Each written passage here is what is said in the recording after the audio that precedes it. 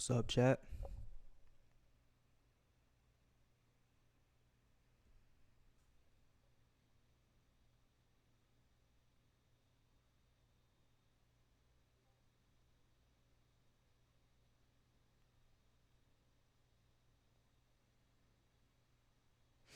I might be on it for like an hour, hour 20, hour 30.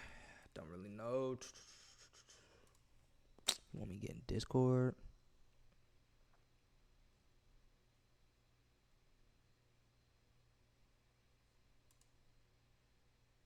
I guess I'll get in here.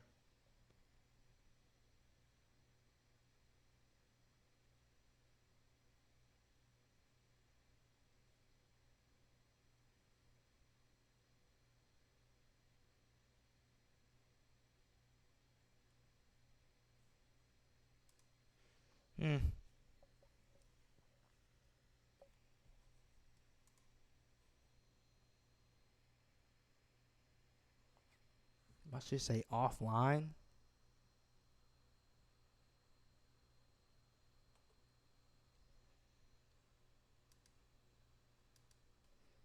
What the fuck is going on? Okay, maybe it's just... I don't know. Oh well. Chat, welcome back. I'm your host with the roast that does most, because no one else comes close. Man, I am sore as fuck. I went to the gym earlier today. My shoulders, my chest fucking hurt, bro.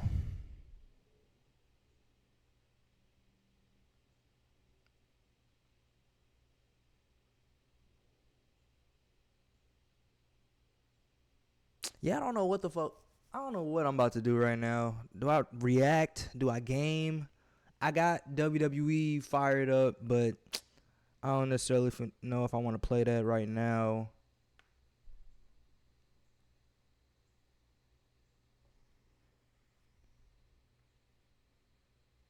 I don't know, dog. Let me see. First off, cut that back on. If I even want to play this.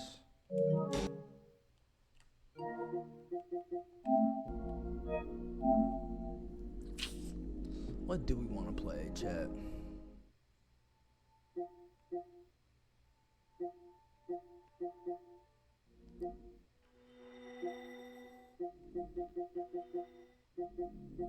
Yeah, I don't really know.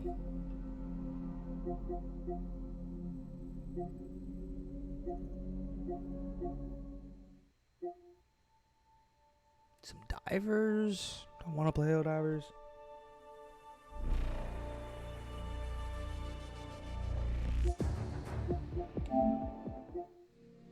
I guess we might as well, I guess, hop into some reactions while we're here. Let's see. I'll do the series a little later. I'll probably do it later tonight.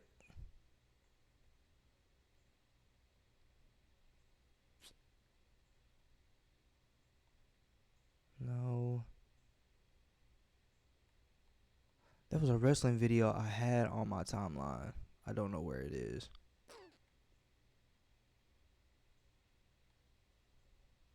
No.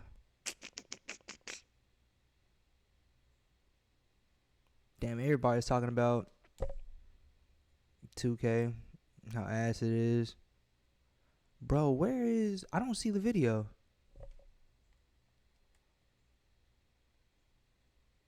Let's do this. Maybe I'll see it pop up. Because I can't remember this guy's... Damn, I don't remember it.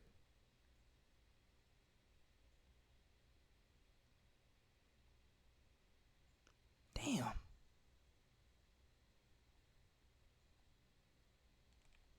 I don't remember this guy's fucking...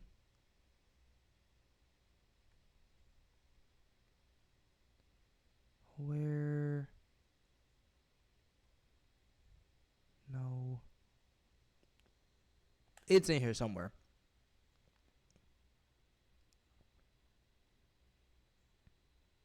I do not remember his YouTube account name, but I recognize his face. If I see it. No. Am I getting close? I'm getting kind of close. Here we go. This guy. Change the world for good by putting others before yourself to glorify God. The pursuit to Heel John Cena finally. Okay, yeah. He's gonna go over the Raw. Monday Scotland. Night Raw in Scotland was a. I've covered some of this already in a little YouTube short. I can't drop the short though. I dropped it on my TikTok and my Instagram. I might drop it on my Twitter. I might not. We might have to see. But yeah, let's just get into what his thoughts are about this. Bit of a mixed bag, and it didn't even have the Scottish Warrior Drew McIntyre. Now there was a lot of good stuff on the show. Jay vs Gunter rivalry somewhat getting better. It's always exciting to hear from our ex John Cena, but it's WrestleMania season, people, and we marks, we are entitled to nitpick with our Cheeto muddy fingers like the marks we are, like the marks we were born to be! People, it was another show filled with announcements about announcements. I am here to say that I will say something very important. I hate when they do that. I hate when they make the announcement about an announcement. It doesn't make any sense. But what I will say is this. I like where the triple threat feud is going with Rollins, Reigns, and Punk. I think it's up there with John Cena and Cody Rhodes. I think it might steal the show if they have it on the same night. Now, obviously, I think the triple threat would be night 1 main event. Night 2 will definitely be probably Cody Rhodes and John Cena. On Smackdown. Yeah. Canada. Still no mention of The Rock, and while John Cena's promo was great, we barely got any new information. Yeah. Let's not get ahead of ourselves. Let's talk about Raw. Or not. Maybe we'll talk about Raw next week. So John Cena enters the ring to massive boos, holding a towel that reads the last. He got booed out of the arena so freaking hard. Oh my god, the boos were so bad. I said this in my TikTok. I was like, I haven't seen this much heat on a wrestler since Dominic Mysterio and Logan Paul. I think John Cena is arguably a little up there with the heat right now. I think he has more heat than both of those niggas right now. So time is now, and I gotta tell you, I kinda dig this attire. It's still very PG, John, but at least it's a bit darker, you know, it fits his character a little bit more. He says they finally understand what's happening. He claims he can verbally destroy any fan like he did to that kid last week. He called the crowd horrible people for enjoying the moment and making memes of it. But it was funny, John. Like, he made the kid cry. What's more funny than making kids cry? He said he spent 25 years studying. I think John also realizes now that his actual core audience, they're my age now. Like, I actually grew up on prime John Cena from when he first came to right now. I'm the generation that grew up with him. Crazy to think about. Even though I was born a little bit before, but I was born in 99, so everybody shut the fuck up, okay? I was born in 99, but yeah, I'm still his basic core audience. I know John Cena to a T, so for him to kind of play with the crowd now in the way he's doing it, he hasn't done this before. I think John Cena always knew that the crowd was smart. He doesn't like to talk to the crowd as if we are idiots, and to see him do that now, but still like acknowledge that we know what the format is of WWE now. Like, we're not oblivious to anything anymore. Like, we can tell when certain things happen. So now you have to capture us in a way that you still have to get a reaction.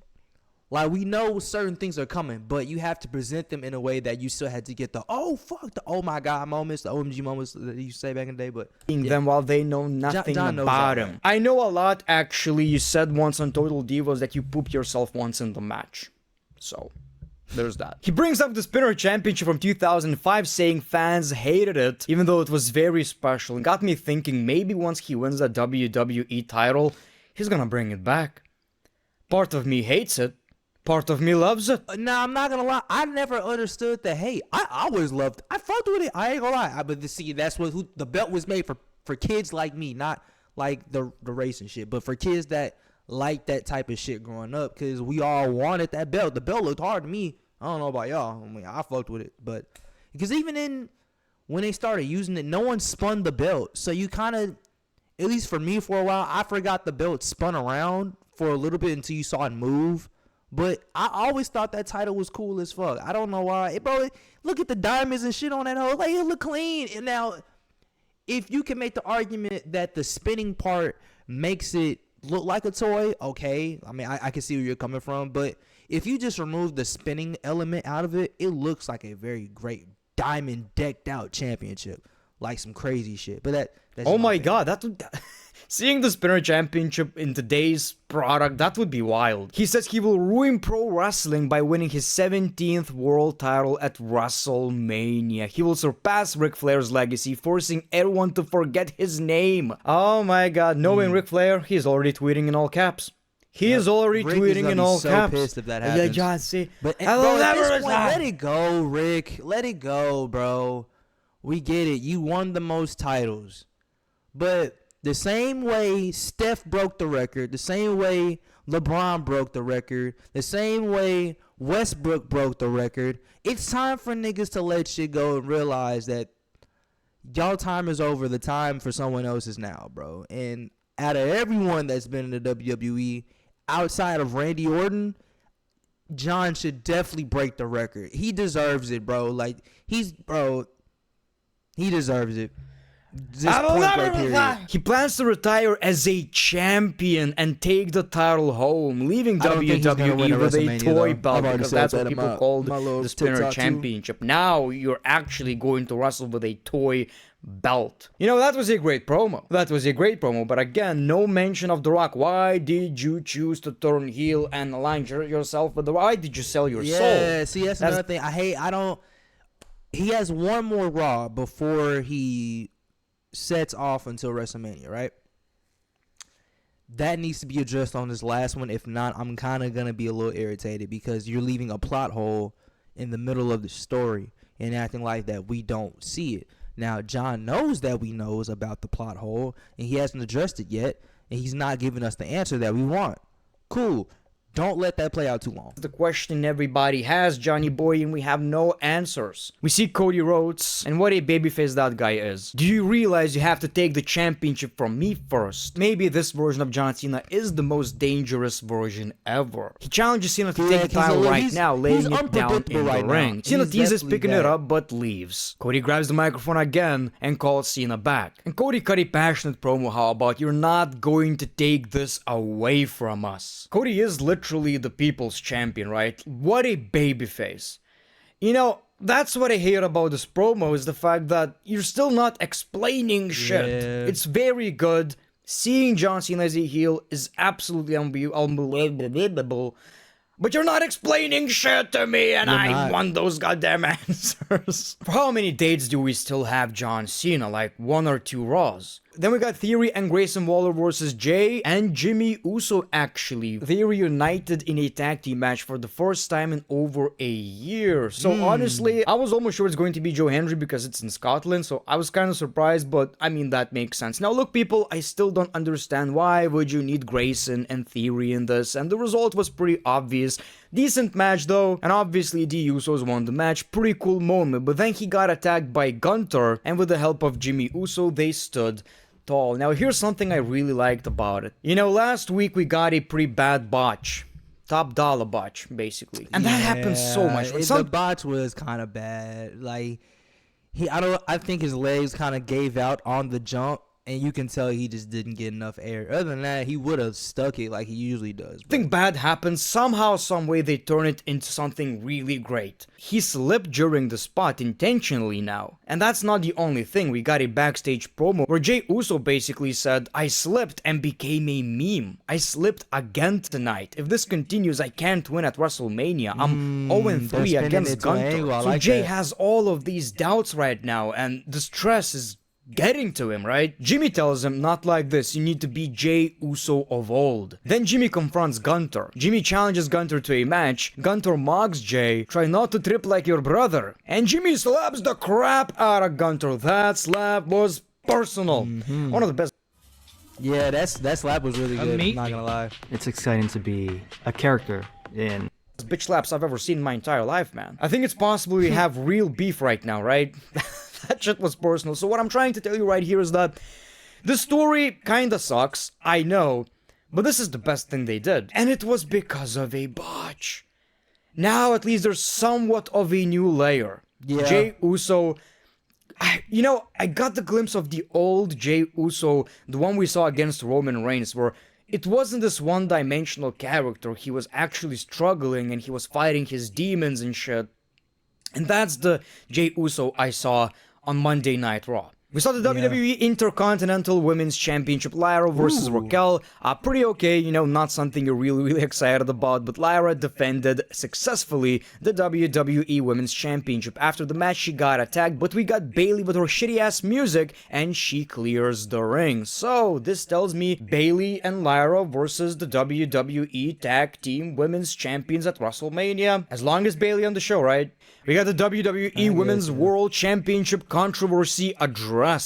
Adam Pearce says Rhea Ripley's signature means shit. She's not in the match. Io doesn't care at this point. She'll fight both of them. Belair says I earned my spot. Ripley says I don't care about Mania, just give me my title back. So Pearce has a solution. Next week, Bianca Rhea just like, I don't give a fuck. is the special guest referee for Ripley versus Io for the WWE Women's Championship next week. So that's pretty interesting. Wait, we what? are getting the Huh? Next week, Bianca is the special guest referee for Ripley versus Io for the WWE Women's Championship next week. So that's pretty interesting. We are getting the WWE Women's World Championship. Obviously, a lot of shenanigans, and Adam Pearce I like is gonna that snap. though. It gives me a different. I fuck with that. I fuck with that. It's a might have to triple tune threat in match next at Monday. WrestleMania. Just get out of my hair. I have to tune in. I'm gonna try it. And the biggest highlight of this was actually the fact that Bianca was booed. Like, we got these spots basically where all of them were fighting, right? So, Io hit somebody, cheers. Rhea hit somebody, cheers. People are ecstatic. Anytime Bianca did anything, loud ass boos. I didn't know people didn't like Bianca that much. I hope it's just rejecting her babyface character, which is, I guess most of us feel that way. She should be a heel, and she would be amazing at that. But I had no idea European crowds don't like Bianca that much. We got Dragon Lee versus El Grande Americano, so...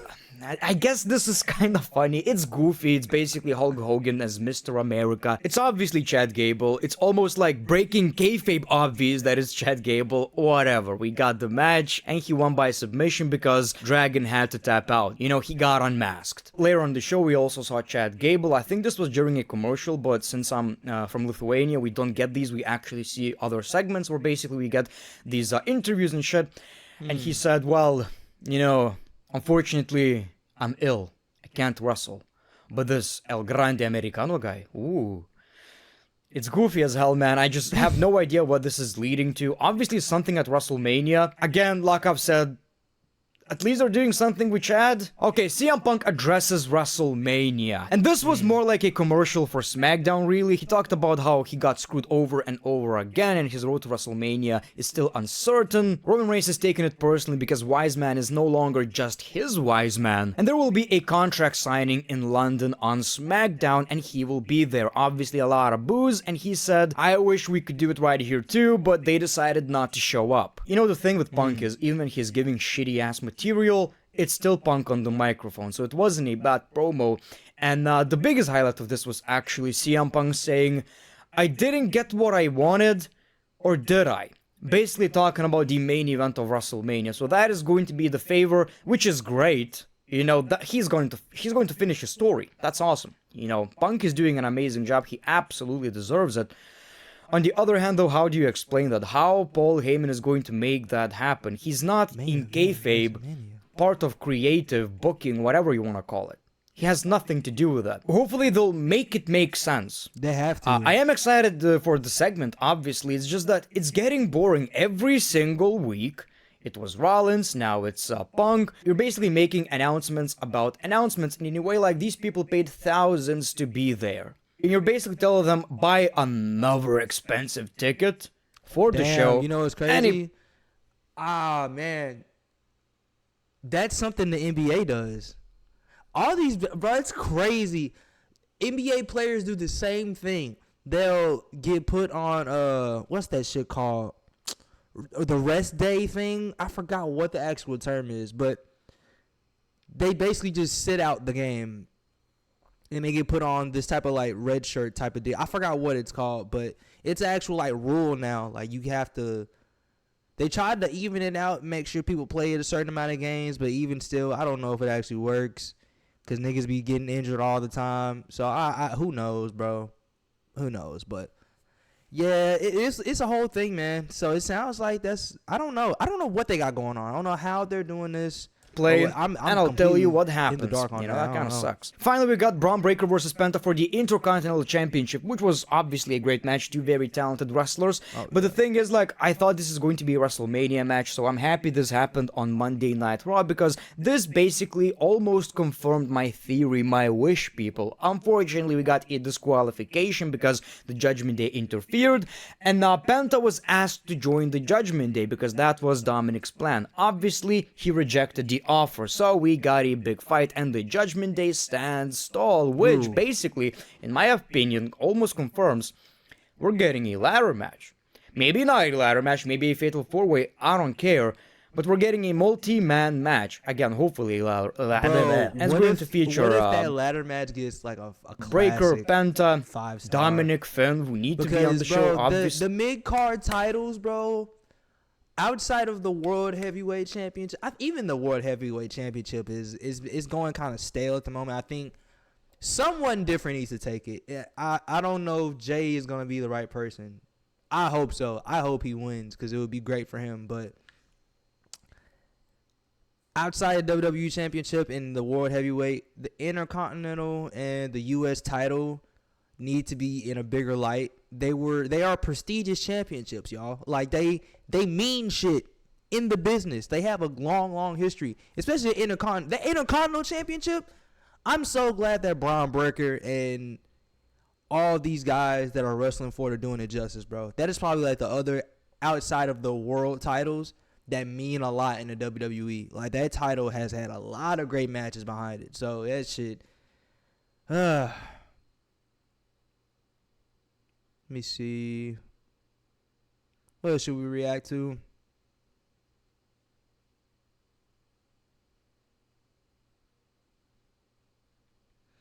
I need to see what happened on Smackdown actually, because I wasn't able to catch it. Let's actually do a full catch up. Some moments what was are going better on with people. Therapy is one of them. Choose Alma for real human-to-human support. Better with people, better with Alma.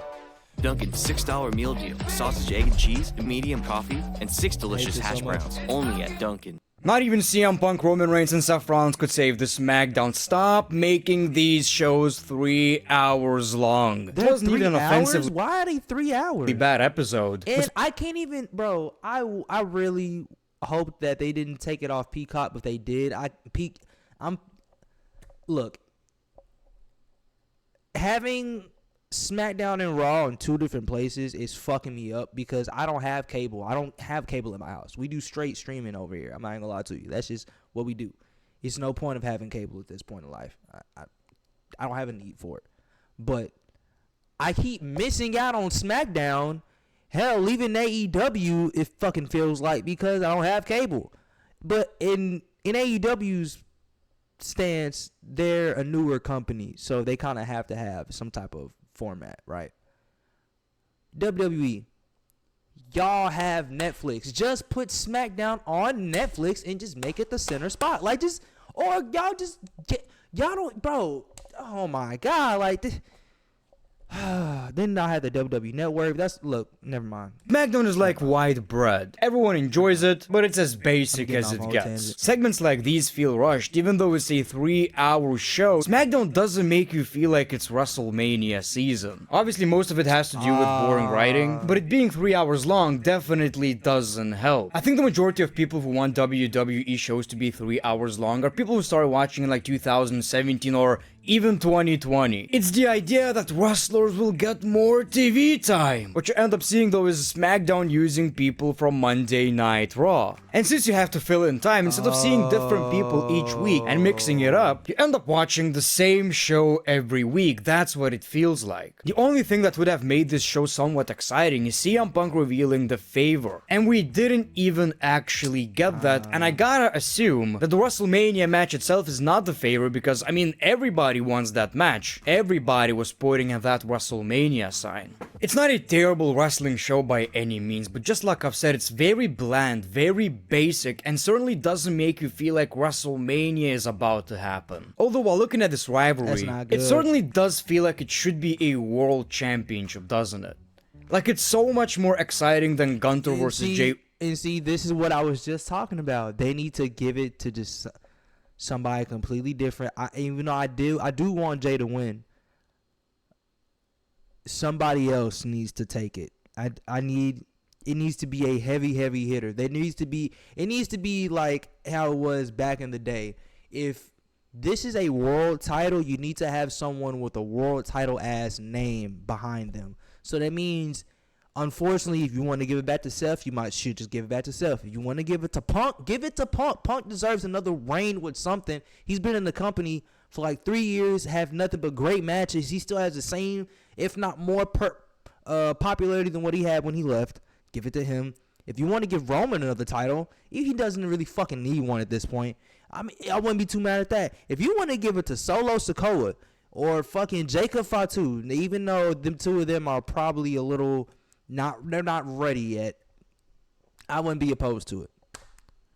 If y'all give it to Jey Uso, y'all gonna have to build his character as a champion really fucking well. Because the only thing that separates him from Cody didn't even have the championship and was still the number one guy. Like, it was Roman Reigns, Cody Rhodes, and then it became Cody Rhodes, Roman Reigns, hold the fucking space bar, everyone else. That's why it works for Cody. For Jay, love him. Main event, yeet. I'm a yeet guy. But, bro, y'all got to do something. And it's not, I don't think it's Jay's fault. It's the way that they're writing the character that's more of their fault. But I mean, the angle they got now is, do I deserve it? Do I deserve the spot? They need to keep that amplified for the next like 2-3 weeks in order for this to pick up some steam. Because Uso, and it looks like the main event of WrestleMania, it just doesn't have anything on the line. Hopefully that's gonna change. Hopefully WWE will add some kind of a prize to the winner. I'm not sure what that could possibly be, but this not being a championship match to me personally just feels like a bit of a missed opportunity. Let's talk about. Are you self-employed or run a small business? Do you want an easy way to create professional invoices? Then SkyNova is for you. Thousands of handymen, painters, cleaners, and more create invoices on SkyNova. On skynova.com, you can make invoices that will impress your customers. They look professional, they're easy to make, and all your invoices are organized and easily accessible. It helps about Smackdown. But I want to start by talking about the sponsor of today's video, Wrestling GM, the best wrestling simulation game out there, where you can fantasy book any real-life situation or match within the game. For example, we all love Drew McIntyre versus CM Punk, so in Wrestling GM, you can actually recreate that. Or you can pick a star and make sure he becomes the next Stone Cold Steve Austin of your universe. You see, in Wrestling GM, you can create your own universe. You can create your own company, wrestlers, championships, and even in-depth characters like managers and commentators. One of the best things about Wrestling GM is that you can upload custom photos and avatars to recreate. Okay, even though it does sound cool, I'm probably not gonna play that. But at this point, it's WrestleMania season. Okay, shows should not be the norm. Crowd sings along to Orton's theme song as he makes his way to the ring. Kevin Owens interrupts Orton before he can speak, obviously received a lot of boos. Kevin admits his actions were wrong, but justifies them by saying Cody and Sami deserved it, but not Randy Orton. Owens offers an alliance, suggesting they challenge for the tag titles at WrestleMania. Orton doesn't even think about it. He rejects the apology, he rejects the idea, he says he'd rather face him at WrestleMania and punt his head. Pretty cool segment, but I wish it was a little longer. You know what? I wish it was just a little bit longer because this is one of the most exciting storylines on SmackDown. Like I've said, I still do hope that WWE will add a stipulation to this match, whatever it may be. Extreme Rules match, no holds barred, which is the exact same thing. You know what I mean? The WrestleMania card is 50-50, and the way we could fix that is actually make these matches a bit more exciting by adding stipulations. Then we jump into Damian Priest and Jimmy Uso versus Drew McIntyre and Shinsuke Nakamura, which again really screams lazy booking, and I've heard WWE are hiring writers, so hopefully that's about to change. Damian Priest and Jimmy Uso. I would love to be a writer for WWE. I'm gonna speak that into existence. Don't know if it'll ever happen, but I would love to do it. I would love to learn it first and foremost. Also won this match, but Drew McIntyre came back with a Claymore to Damian Priest. And I gotta give some props to Damian Priest. He's very good at facial expressions. You can tell this man is hurt. Every time Drew McIntyre beats the crap out of Damian Priest, he sells it really well. Really well, and that is definitely the highlight of this rivalry to me so far. Very few things could get me really truly excited about Damian Priest versus Drew McIntyre at WrestleMania. The fact that Drew McIntyre is in these kind of matches after having the strongest year of his career, in my opinion, is kinda sad. But at least they're doing a great job with what they're given. Okay, we saw the Charlotte Flair and Tiffany Stratton conversation via satellite. Charlotte mocks Tiffany's path to the title, addresses the comparisons, claiming she's still the top name in the division, and everybody compares themselves to Charlotte Flair. Tiffany fires back, calling Charlotte her biggest supporter. Tiffany accuses Charlotte of trying to sabotage rising stars, and vows to take Charlotte's throne at WrestleMania. So, these are the things that were said, but the attitude was very different. It seems like Charlotte definitely won this segment. If this was WWE 2K and you could win promos, like Charlotte kinda owned Tiffany in this one. And Charlotte is really good at being a heel. Like you actually can't stand her watching on WWE television. And it's not just go away heat, like she's definitely good. This rivalry though, I get this Vince McMahon forced storyline feeling. We used to get a lot of these, especially with, I believe, Roman Reigns and Charlotte Flair. This feels like that. Like, it's not bad, but it's not exciting either. You're okay with it being on the show, you're fine with it, but you just can't wait for it to be done and over with. That's the feeling I get. With the Planet Fitness Black Card, you can bring a friend anytime and so much more when you join today. Get all the perks. We got Strowman versus Jacob Fatu. A lot of meat right here. We've seen this match already. Tama Tonga and Solo Sikoa interfere, leading to a disqualification win for Strowman. Fatu seems frustrated about losing a potential title shot, but joins in on the beatdown. LA Knight makes the save, helping Strowman clear the ring. So, first of all, Braun Strowman versus LA Knight next week, I believe, for the WWE United States Championship. Very exciting. Okay. Very exciting. And you can inject that into my veins. You can inject that up my ass, man. Yes. Right. That's what I don't agree with that. We don't inject things in asses. I want from our WWE television. Also, frustrations between Jacob Fatu and Solo Sikoa are rising because that's the thing, man. He was supposed to get that championship opportunity, but since Braun Strowman won, Jacob ain't getting shit. Damn. He ain't getting poo-poo. Backstage, Jacob Fatu is furious, throwing objects in frustration. Fatu tells Solo Sikoa that his business is his own. So definitely WWE are building Solo versus Jacob Fatu at WrestleMania, which I really don't mind. Is it a bit early? Possibly. Possibly, because even though I'm excited about the storyline, I don't think it's too early. It's not. It would be too early if Jacob wasn't that good. Solo already proved how good he was last year. Cool. If Jacob wasn't showing the progression he has now, then it would be a lot sooner.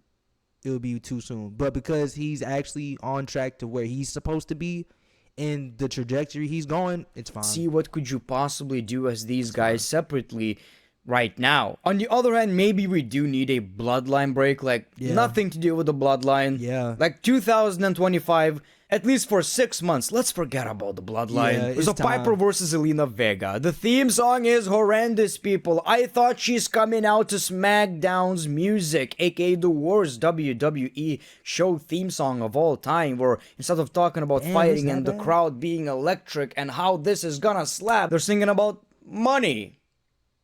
asses, I guess. But I did learn how to count to 1, 2, 3, 4, 5, 6, 7, 8. To 8. That's it. I can count to 8. It's so Everything cringe, sounds man. that bad. WWE went like, oh, young people like rap music. Everybody's coming out to the same theme song now. Nice. Anyway, the crowd was kinda dead. As dead as you could get with that kind of crowd, I mean. Like, it still was better than majority of US crowds. Some Chelsea, of the best even though theme songs known to man are not rap theme songs. I'm sorry. They're not. She was not in the match. She was the most over superstar right here. Like, people throughout the match chanted for her. Other than that, they didn't really give a shit. Piper Niven wins. Chelsea is over everywhere. That's what this match showed me. We saw Liv Morgan versus Jade. Again, WWE using Raw superstars instead of making this show 2 hours long. So, Naomi hits Jade with the title, Liv Morgan takes the W, and I gotta say, Naomi looks like a believable heel. I was wondering how she's going to look like a heel. Now, we don't know the entrance song. This too. This is one of my favorite segments on SmackDown from what I saw. I like this.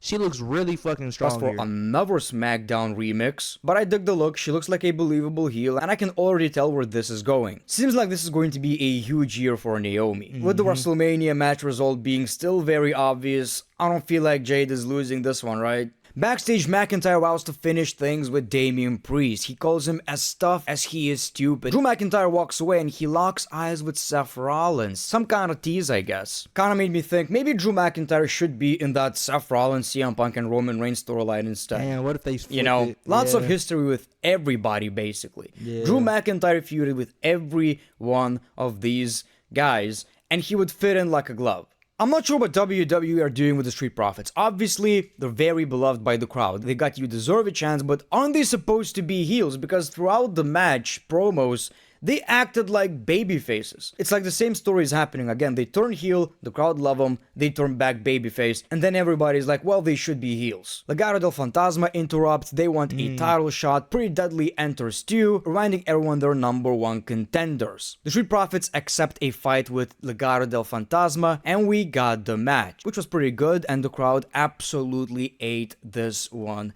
up. So, Frog Splash for the win, and again, they're acting like total baby faces. Which hopefully only means they acted this way because, you know, WWE is not in US right now and the crowd is hot, so you kinda have to play along. DIY offers to help Pretty Deadly to win the titles in exchange for a future rematch. Pretty Deadly turns them down. It's like they're slowly turning babyface, and it's great because this tag team finally feels relevant.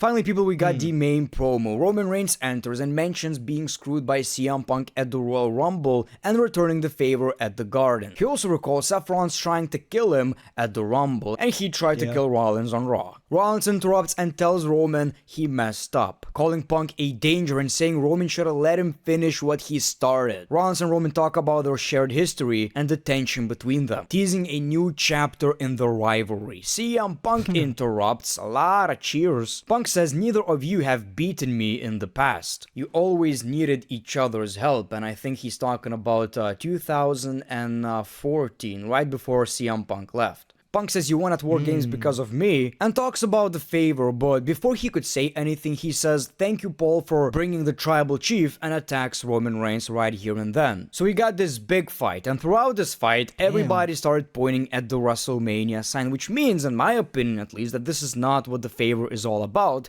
if everybody wants this match. It's gonna be like, Paul Heyman, will you let me face Roman Reigns at WrestleMania? No, you talk to Nick Aldis about this. It was a pretty cool segment, but in this case, in my opinion at least, the show was so, you know, mid, that this segment needed to be generational for this show to be somewhat exciting. This was cool. Obviously, this is one of the most interesting rivalries WWE have going on, but if you watch the entire episode of SmackDown, you didn't necessarily feel like, okay, this show was worth it. Maybe it's because WWE don't really have legit competition anymore, and they got very comfortable by selling a lot of expensive tickets and knowing that no matter what, people are gonna be watching.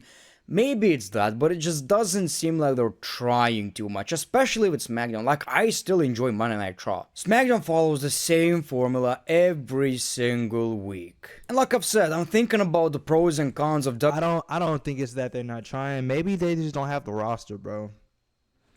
They haven't. I don't know what it is. If you're saying they're using the same people, they just don't got the roster, bro. At least that's what it sounds like. I don't know if that's true or not, but dog, I don't know what to tell you, man. Like that's what it sounds like to me. That they just don't have the people to make sure that both shows are going on. Because if tickets is going up and you saying, you know, they don't really care because people still gonna watch, okay, that means, yeah, money tight. Money is tight everywhere, damn near. So it wouldn't surprise me if they're increasing the prices, trying to get the money up, and they've been letting people go for a while now, so it don't really matter. Let me see. The new 7. I don't know. What else should I react to, chat?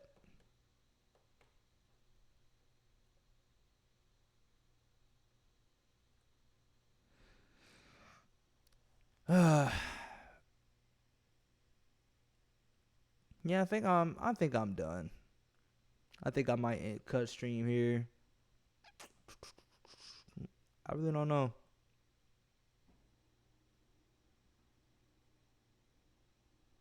Yeah, I don't really got nothing else. Well, actually, hold on. Did I see that right? All right, y'all. I'm out of here. For real.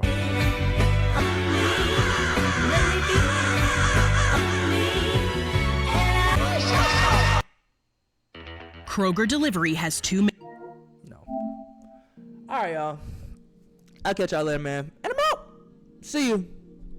Peace.